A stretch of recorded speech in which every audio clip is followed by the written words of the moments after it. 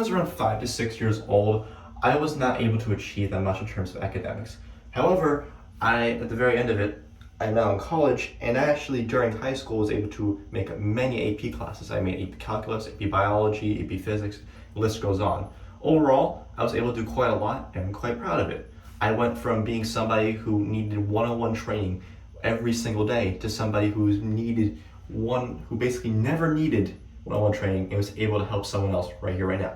For intellectual promise, I feel like I had a lot of intellectual promise overall, of course, in my life.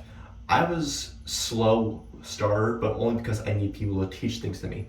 I needed a one-on-one training, and once I had that one-on-one training, right after that, I picked up and was just straight to it. I was learning multiplication tables about 2 years ahead of everybody else. And overall, I feel like I did quite fantastic. Most of my teachers told me I did fantastic at math grades as well. So I'm pretty happy with that. For quality of writing, I feel my quality of writing is fantastic. My English teachers, English has always been one of my best classes ever.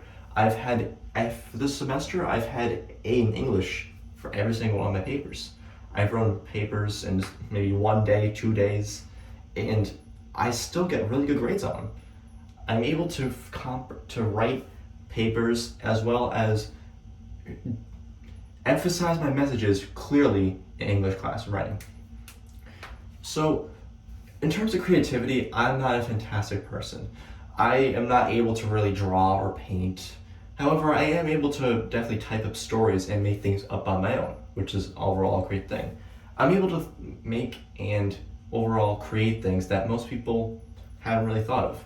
Sure, it's not easy to do anything in terms of creativity, but when it's your own creativity that matters, not anybody else's. Don't compare yourself. For a productive class discussion, I feel I'm able to bring up points that some of the other class members aren't able to bring up. In English class, when we're talking about certain papers, I'm able to talk about things that other people aren't. For instance, I can interpret it this way, you can interpret it this way. It doesn't matter though overall what your thought is, as long as you bring something to the table. As long as you say something and overall discuss it, it's a fantastic thing, and that's awesome. So, in terms of respecting people, I always respect people who are older than me or who have a higher authority than me, because they work for that position, and that's overall very respectable. If you're a teacher, you work to get that degree as well as you work to be a professor. That's a fantastic thing. You should never call your teacher bro or dude. You call them Mr. or Mrs. or Sir or Professor, etc. You're supposed to respect them and show them that they are respectful. So, in terms of work habits, I'm actually really good with work habits. If I have a paper due, I prefer to get it done about 2 to 3 days earlier, so that way that day, the day of the due date, I'm not stressing as much to worry about it. In the absolute worst case, I get it done that day and start it earlier, the first day before that. So, if I have a paper or any other assignment, I try and turn in a few days earlier. I always try and space out my work so that things overall look good by the end of it. For maturity, I am a little iffy on maturity, so I will admit. I'm not the most mature person, but by no means am I a baby or a toddler. I'm able to really show others sometimes that I'm a mature person. For instance, I can show others that I can be respectful as well as I can be quiet and attentive during times when I need to be, such as I'm in an auditorium listening to a speech or etc. For motivation, I struggle with motivation sometimes. Sometimes it's hard for me to get out of bed and work on things because I'm just not interested or motivated to do anything. But by the end of it, I usually push on because I'm thinking of people that motivate me, such as my girlfriend, my parents, or overall just the thought of making more progress than I did the day before, which overall, in and of itself, is a good motivation. Just one step more every single day, that's all you need to do to have good motivation. For leadership, in terms of leadership, I'm not fantastic in leadership. However, I am pretty good in leadership, I think, in my opinion. Not that juxtapositions, I apologize, but besides the point. In terms of leadership, I feel that I'm not fantastic in leadership.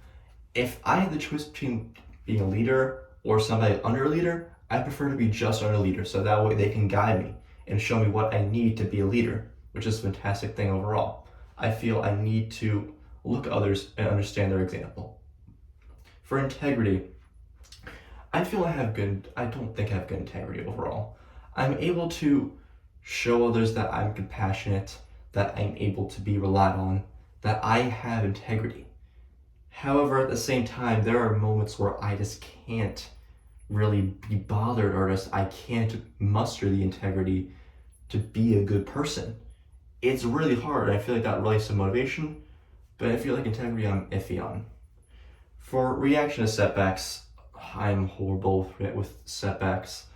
If I make even a little bit less progress than I did the day before, I'm gonna freak out, and I need to work on that. I am working on it slowly but surely. I'll admit to you, but at the same time, I feel all of us will always get mad at something if things don't go our way at all. For instance, I'm at the gym and I can't do the same amount I did last time. I'll probably go home that day and be very sad about it. In terms of concern for others, I'm debating on that. So I absolutely care for my parents, I care for my girlfriend, I care for very few friends I have.